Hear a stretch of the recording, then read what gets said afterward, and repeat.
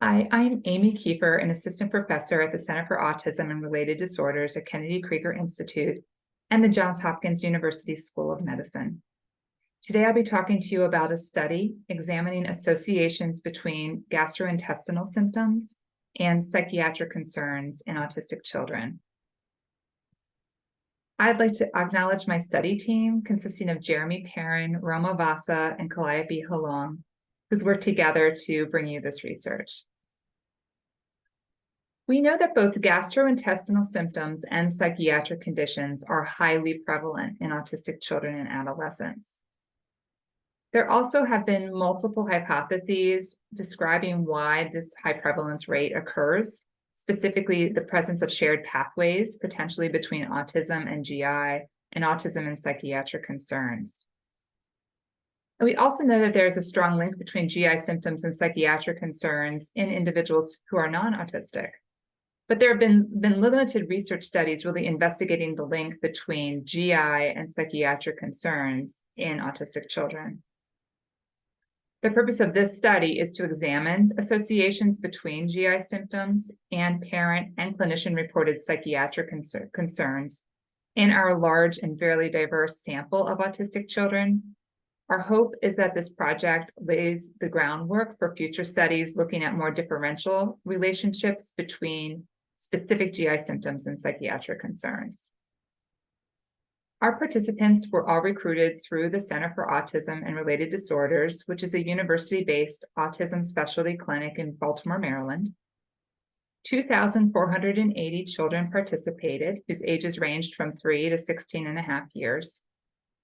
Our sample was fairly diverse in terms of its cultural background, maternal education level, type of insurance, and cognitive functioning level.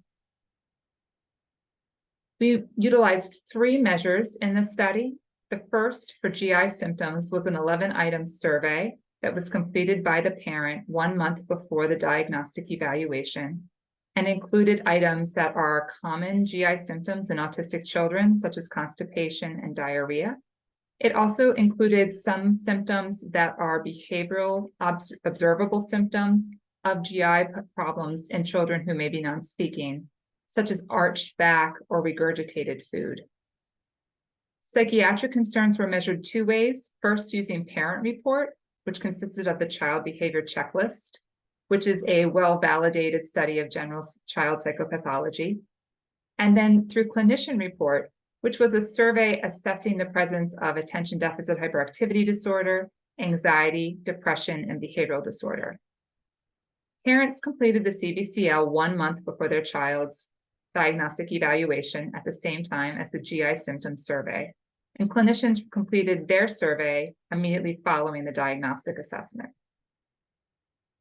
In this study, we utilized linear and logistic regression models to estimate the associations between the number of GI symptoms reported and the severity of psychiatric concerns, while adjusting for age, sex, insurance type, and parental education. Our findings when examining psychiatric concerns utilizing the CBCL indicated positive relationships across all of the clinical subscales examined. There was also evidence of a dose-dependent relationship, such that children with 3 or more GI symptoms had higher levels of each type of psychiatric concern, and those were higher than those with 1 or 2 GI symptoms. And those with 1 or 2 symptoms, GI symptoms, were higher than those with no GI symptoms.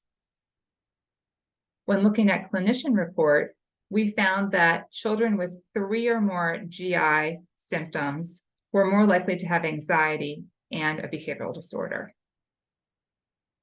These findings support that there may be relationships between GI and both internalizing and externalizing types of psychiatric concerns.